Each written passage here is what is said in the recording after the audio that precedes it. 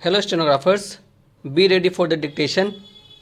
The speed of dictation will be 100 words per minute, so be ready for it. 5 seconds to go. Start. Sir, the entire concept of the goods and services tax is actually an indirect tax, and an indirect tax is a regressive tax, and a regressive tax has been explained.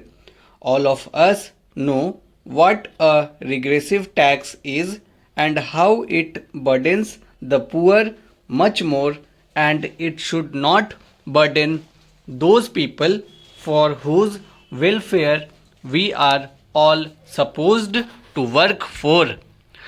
Now, you consider this situation. In India today, the direct tax component revenue in our country today for our country's resources is 37%. 62% already comes from your indirect taxes. That is, the people are burdened by that amount.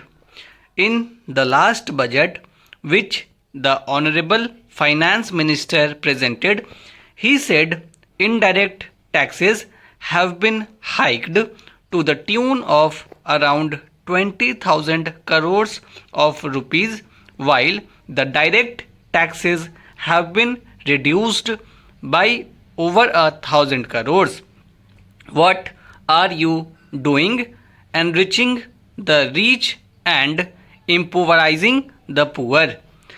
Now, in this sort of an atmosphere, compare our 37% of direct tax collections with the other emerging economies in South Asia. Look at Indonesia. They have a direct tax revenue component of 55%. Look at South Africa, part of your BRICS.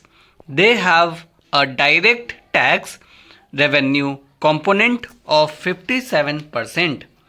We have it at 37%, and on top of that is the GST. If you do not have a cap on its limit, a limit on the GST, it will be an increasingly regressive tax that will impose greater and greater burdens on the people. Now you have worked out. I don't want to name him, but those of us who have read the Chief Economic Advisor's report would think that they are very reasonable economic arguments. Those are economical sound arguments that have been put in there. The revenue neutral rate was estimated, and that has already been explained in the House to be 15% or 15.5%, whatever that exact figure is. But remember, sir, there was an RNR calculated in 2014, which we was then very strongly opposed, and that RNR that was calculated then was 27%, 13% as the central taxes and 14% as the state taxes.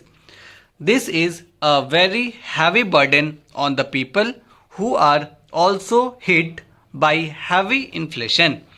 Now, if you have this sort of an RNR, and on top of that you have the bands, you may have bands less than that, but then a tax rate of around 24% or 25% that will just cripple a vast majority of our people.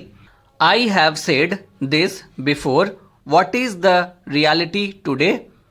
it is reported that in the last 1 year, the number of US dollar billionaires in our country have increased from 100 to 150. Wonderful, may that tribe increase. So, as your own saying goes, that is signing India. What does the 2011 economic data report show? In 90% of Indian families, the bread earner of the family earns less than rupees 10,000 a month. These are the two Indias you already have. On top of that, if you get a regressive tax regime, you are only widening the gap between the two Indias, and that is not the spirit which our constitution enjoins us to come to this house to legislate. Therefore, I think it is absolutely necessary that instead of a revenue neutral rate, you start considering what I would call a fair revenue rate.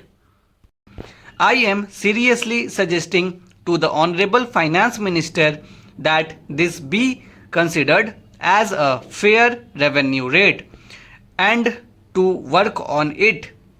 By the time you bring the GST bill, you can actually work on a fair revenue rate for the states concerned, and then you have a cap on it.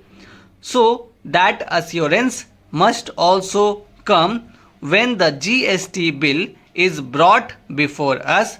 How it will be brought, I will come to later. So when it is brought before the House, that should be taken into account. The third major point that I have, sir, is concerning the concrete amendments. There are certain problems in the concrete amendments which the Honorable Finance Minister has moved. In the third amendment, for instance, of clause 9, he suggests 3 categories. He has given 1A, 1B and 1C. Sir, 1A says the amount apportioned to a state under clause 1 shall not form part of the consolidated fund of India.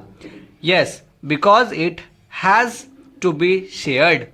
So once it goes in there, then you and I will have to sit again to apportion it. It is correct. The second amendment is also by the same logic. Okay. The third amendment, namely 1C, says where an amount collected as tax levied by a state under section 246A has been used for payment of the tax levied under clause 1. Stop.